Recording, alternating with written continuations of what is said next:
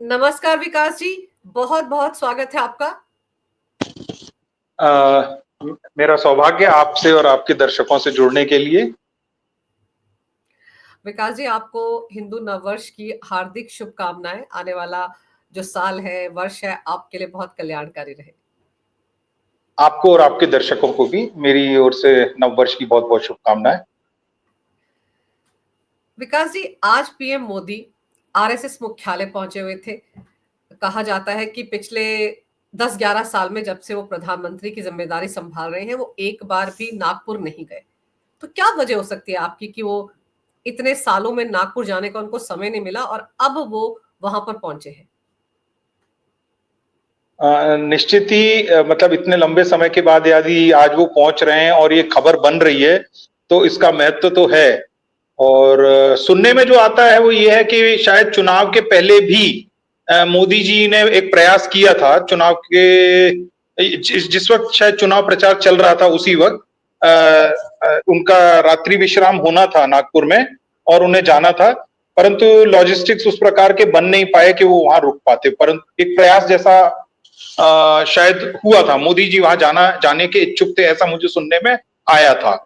और नहीं जा पाए तो अब इसका जवाब स्वयं प्रधानमंत्री दे पाए। वैसे देखिए एक और भी चीज़ है कि वो रोज-रोज भी नागपुर पहुँचे ये भी कोई अच्छी स्थिति नहीं है। और जगहों पर तो उनके मुलाकात जो है संघ प्रमुख से भी और संघ के दूसरे पदाधिकारियों से भी होती रहती है और संघ का एक दूसरा बड़ा महत्वपूर्ण ऑफिस जो झंडेवाला में है, तो वहाँ लगातार बैठकें होती हैं और संघ की ओर से जो प्रतिनिधि वहाँ पहुँचते हैं, उनसे मिलने के लिए मंत्रिमंडल के बड़े-बड़े मंत्री, यहाँ तक कि गृह मंत्री वगैरह भी सब लोग वहाँ जाते हैं। तो ऐसा नहीं है कि संवाद नहीं होता, संवाद होता है। हाँ, इसका भी अपना एक महत्व है, इस बात का कि प्रधानमंत्री संघ कार्यालय में पहुँचे। तो अब वो क्यों नहीं हुआ, क्यों हुआ इसके बारे में तो मोदी जी ये इसका महत्व इस बात से और ज्यादा हो जाता है कि मोदी जी का जब नाम फाइनल हो गया था 2014 से पहले प्रधानमंत्री पद के लिए, तब एक बहुत बड़ी महत्वपूर्ण बैठक में मोदी जी संघ कार्यालय पहुंचे थे। तो उसके बाद 10-11 साल वो वहां नहीं गए हैं और आज पहुंच रहे हैं। तो ये मतलब और सब जगह इस बात की चर्चा हो रही है, तो निश्चित ही एक महत्व की बात है, महत्वपूर्ण घटना है, ये तो मानना पड़ेगा। बिल्कुल और आप कह रहे हैं ना कि वो क्यों नहीं जा पाए, ये तो ख़ैर वही बताएँगे। लेकिन इसी पर सवाल उठ जाते हैं कि जब 2014 में वो गए थे, उनके नाम पर मोहर लगी, फिर इतने साल गुज़र गए, वो ना जा पाए और पिछले 3 साल या 4 साल के हम लोग इतिहास की बात करें तो कहीं न कहीं आरएसएस और ऐसा लगता था बीजेपी के जो शीर्ष के नेतृत्व हैं, उनके बीच में कोई खींचतान रही है। आपको दिखता है ऐसा कुछ? निश्चित रूप से थोड़ी खींचतान तो दिखी है, आप उसको नकारना चाहें कोई भी व्यक्ति, संगठन के लोग होंगे, चाहे वो संघ की तरफ से हो या भाजपा की तरफ से हो, उसे नकारने का प्रयास करेंगे। परंतु जेपी नड्डा जी का जो बयान आया, फिर सरसंघ चालक के बयान जो चुनाव नतीजों के बाद आए, तो वो सब इस ओर इशारा करते हैं कि स्थिति इतनी मतलब एकदम सामान्य जैसी नहीं थी। और नड्डा जी को हम सब लोग जानते हैं कि नड्डा जी ने जो भी बयान दिए होंगे, वो नड्डा जी का वो चाहे वो राष्ट्रीय अध्यक्ष ही रहे हों, लेकिन वो अपने आप से उस प्रकार का बयान नहीं दे सकते। लगभग हर व्यक्ति का ये मानना है कि ये बयान जो है दिलवाया गया और नड्डा जी से ये कौन बयान दिलवा सकता है, वो उसका बात का हम सब लोग अनुमान लगा सकते हैं। तो और फिर उसके बाद संघ प्रमुख ने एक बार नहीं 2 या 3 अवसरों पर इस बात का जिक्र किया कि अभिमान ने व्यक्तिगत अभिमान ने जो है भाजपा को नुकसान किया और उसका भाजपा को खामियाजा भी भुगतना पड़ा लोकसभा चुनाव के अंदर। ये खुद संघ प्रमुख के बयान है। पर इसीलिए मुझे ये लग रहा है ना कि अब तो चुनाव के नतीजे आए कितने दिन हो गए हैं और नड्डा जी ने जो कहा उसका खामियाजा बीजेपी ने भुगता है। अब देखिए मतलब कहाँ तो 400 पार की बात हो रही थी और कहाँ 400 240 पर जाकर अटक गई बीजेपी। तो बीजेपी ने रियलाइज किया लेकिन पीएम मोदी अब जा रहे हैं और मतलब अपना बयान जो दिया था नड्डा ने वो अपनी तरफ से भी नहीं दिया था, किसी ने दिलवाया था। तो आपको लगता है कि अब जाकर वो जो नुकसान है उसकी भरपाई की कोशिश हो रही है कि संघ के मुख्यालय जाया जाए या पहले जाना चाहिए था? देखिए मतलब ये सिर्फ प्रधानमंत्री मोदी पर ही निर्भर नहीं करेगा ना। अगर वो वहां जाना चाहते हैं, जिस प्रकार की मुलाकात वो करना चाहते हैं, उसके लिए दोनों पक्षों को एक समय तय करना पड़ेगा।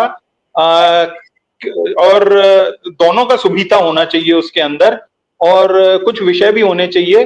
तो एक तरफ से नहीं, हालांकि मुझे ऐसा लगता है कि मोदी जी ने जब पिछले विजयदशमी के अवसर पर भी एक संघ को लेकर, संघ का पथ संचलन था या क्या था, उसका एक वीडियो उन्होंने कोट ट्वीट करके संघ की तारीफ की थी। ये चुनाव नतीजे जब आ चुके थे उसके बाद की बात है।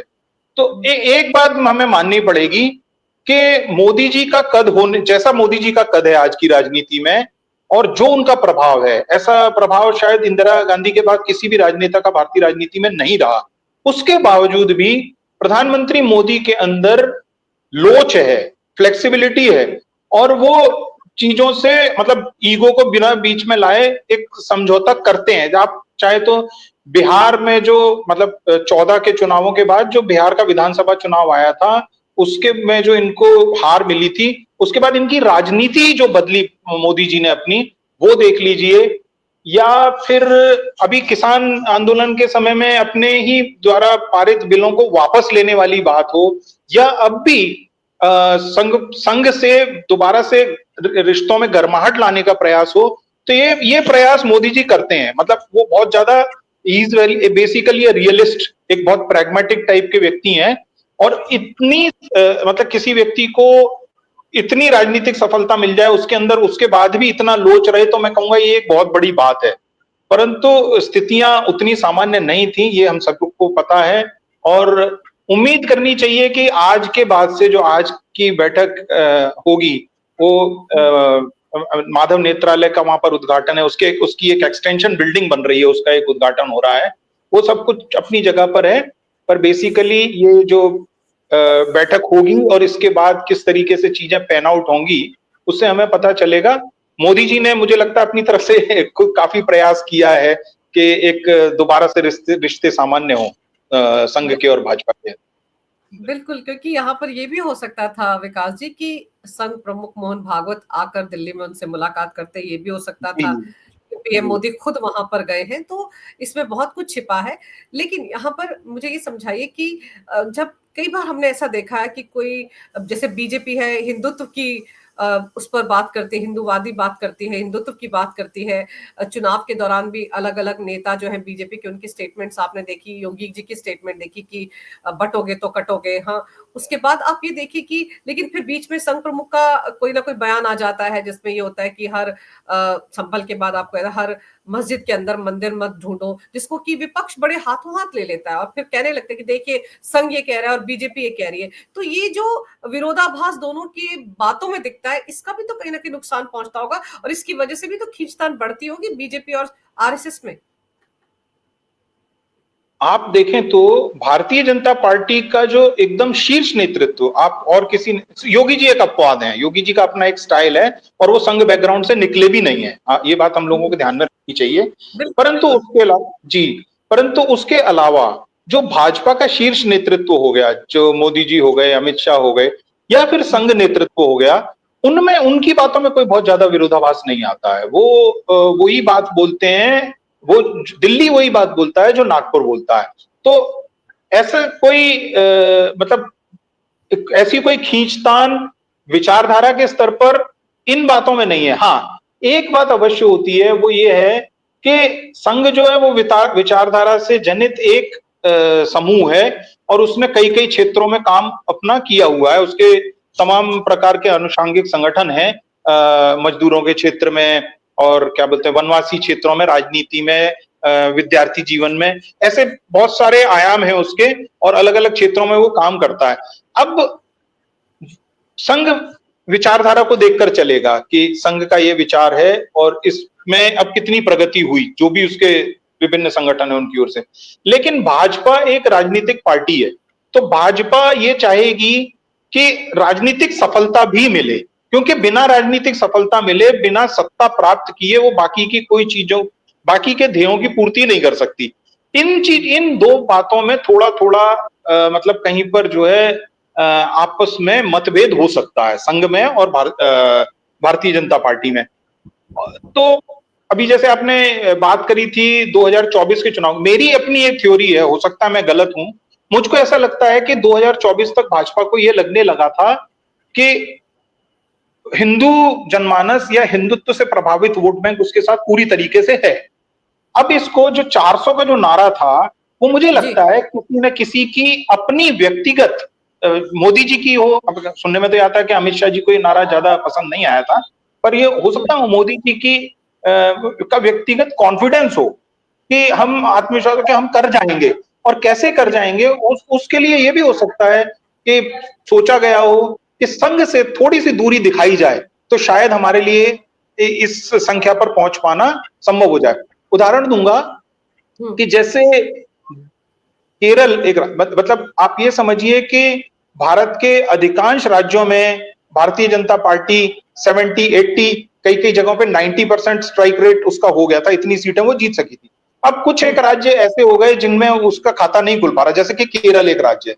तो केरल में जो ईसाई वोट है वो थोड़ा बहुत सिंपैथेटिक है भी बीजेपी की तरफ, परंतु राजनीतिक नेतृत्व ने सोचा हो कि शायद संघ के निकटता के चलते उतना ईसाई मत हमारे साथ नहीं आ रहा, तो इस प्रकार की कुछ एक गणना हो सकती है जिसके अंतर्गत ही जेपी नड्डा जी का बयान भी आया हो। तो मेरी अपनी ये थ्योरी है, हो सकता है मैं गलत हूं, कि ये बड़े कैलकुलेटेड तरीके से भाजपा शीर्ष नेतृत्व जो है वो संघ से दूरी दिखाने का प्रयास कर रहा था, परंतु वो प्रयास सफल हुआ नहीं, और स्थिति ये बनी कि चौबेजी छब्बेजी बनने चले तो दुबेजी बनकर लौटे, और वो थोड़ा सा ज्यादा ही नुकसान उनका हो गया।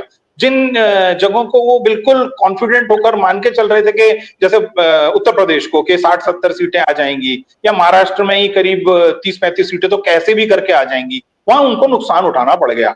तो ये बेसिकली संघ सिर्फ एक विचार समूह है, वो विचारधारा को देखकर चल रहा है, कार्य वो और सारे क्षेत्रों में कर रहा है, पर भाजपा एक राजनीतिक पार्टी है, इनके कार्य पद्धतियों में, कार्य प्रणालियों में फर्क आ जाता है। ये कभी कभी ये एक तरीके का गैम्बल ही होता है, तो पॉलिटिकल पार्टी ने एक गैम्बल लिया, वो पे ऑफ नहीं हुआ, और अच्छी बात यह है कि अब जो है दोनों सेम पेज पर आने का प्रयास कर रहे हैं, और भाजपा को भी ये पता लग गया कि संघ उसके लिए कितना महत्वपूर्ण है।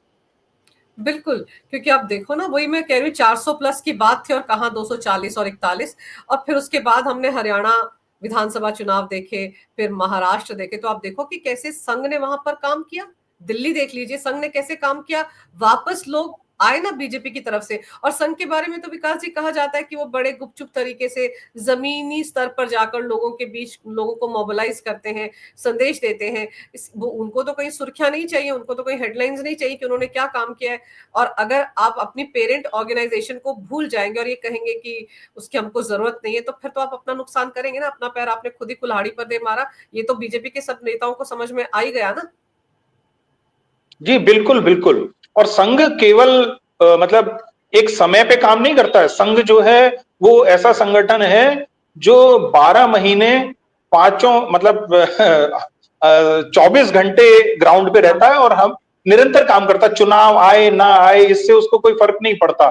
नड्डा जी का जो बयान था उसको संघ तो छोड़िए, जो खाटी भाजपाई है, जो संघ विचारधारा से प्रेरित है, उसको भी ये बयान पसंद नहीं आया था। तो उस बयान ने काफी नुकसान किया, इस हद तक तो नुकसान किया ही कि उस कोर वोटर के अंदर या कोर कैडर के अंदर एक प्रकार की उदासीनता आई, अपना वोट डाल दिया पर बाकी वोटरों को निकालने के लिए वो बाहर नहीं गया। इतनी उदासीनता तो निश्चित रूप से रही।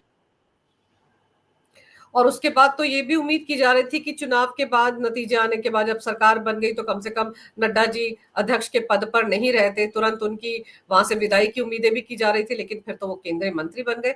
अब क्योंकि जैसे बेंगलुरु में 18 अप्रैल के आसपास बीजेपी की राष्ट्रीय कार्यकारिणी की बैठक होनी है, आपको लगता है कि उससे पहले पीएम मोदी की नागपुर आरएसएस मुख्यालय में मुलाकात में कहीं नाम तय हो सकता है बीजेपी अध्यक्ष का?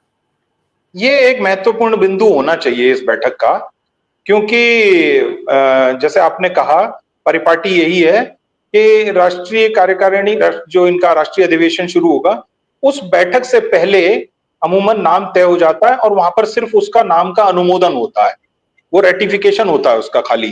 तो इन 1 हफ्ते या 10 दिन के अंदर राष्ट्रीय अध्यक्ष का नाम तय होना चाहिए।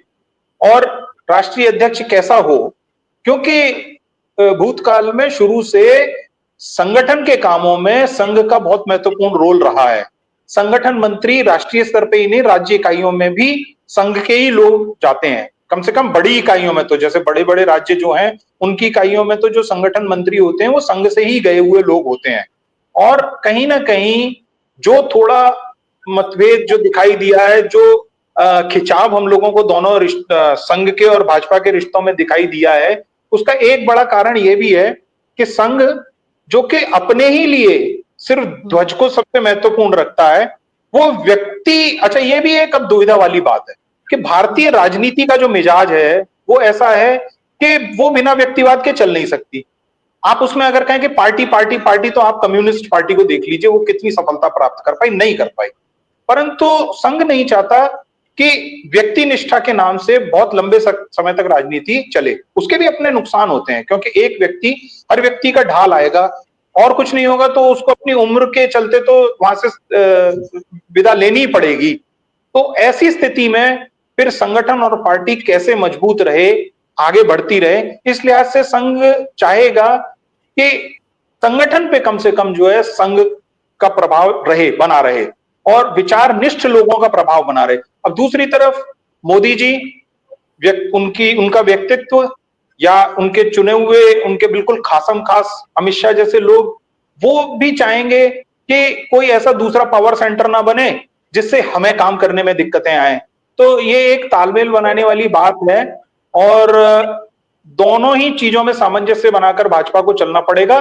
थोड़ा उनको पोस्ट मोदी सिनेरियो को भी सोचकर चलना पड़ेगा, और पोस्ट मोदी सिनेरियो में बड़ी तटस्थता से देखें तो जो मोदी जी के एकदम इर्द गिर्द हैं, शायद उनकी दृष्टि में उतनी परिपक्वता ना हो जो संघ की दृष्टि में हो सकती है।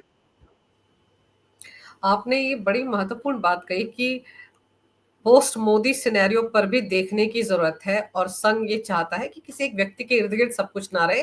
पावर जो है वो, मतलब अगर उसका ट्रांसफर हो भी जाए तो वो बड़े स्मूथली हो। और दूसरा ये भी कि उम्र की बात आपने कही कि आर्मी रिटायर होता है उम्र के हिसाब से। 75 साल की उम्र खुद पीएम मोदी ने तय की थी, और अगले साल वो 75 बरस के हो जाएंगे। आपको लगता है कि संभव हो पाएगा उनके जगह पे किसी और को रख पाना, या उसके लिए भी कोई भूमिका तैयार आरएसएस कर रहा है, या ये बात बीजेपी मानेगी उनकी? ये हो सकता है क्या?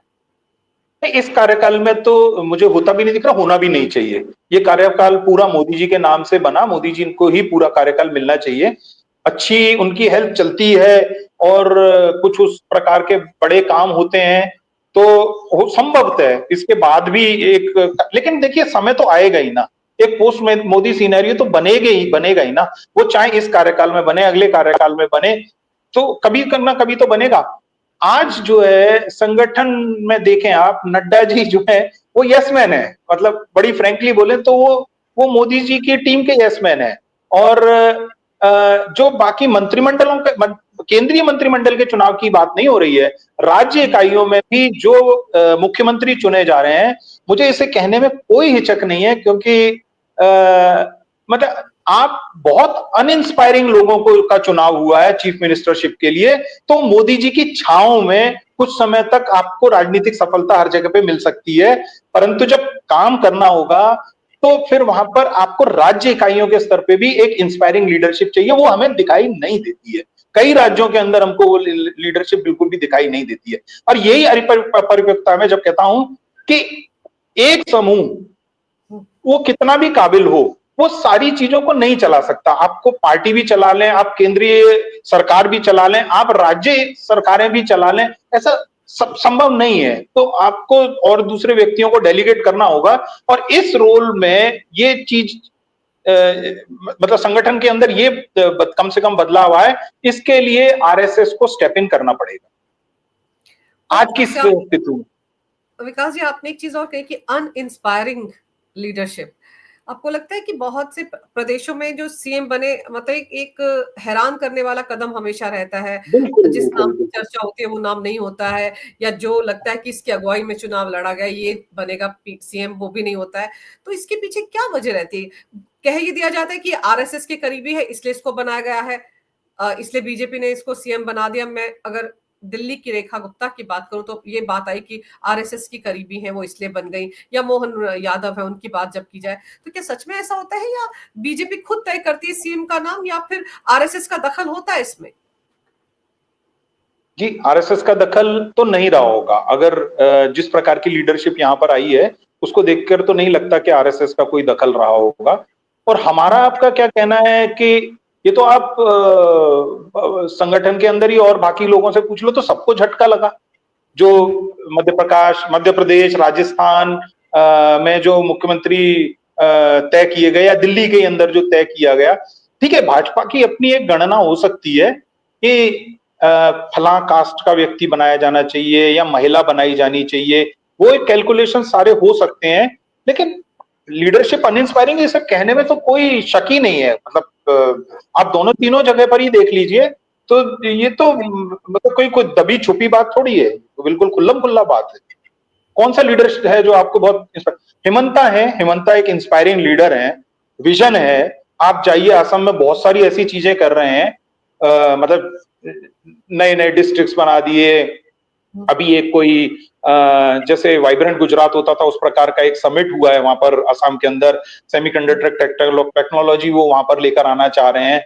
योगी जी को देख लीजिए आप, एक जबरदस्त एक इंस्पायरिंग लीडरशिप है। तो भाजपा में ऐसा थोड़ी है कि देवेंद्र फडणवीस महाराज जी, है ना।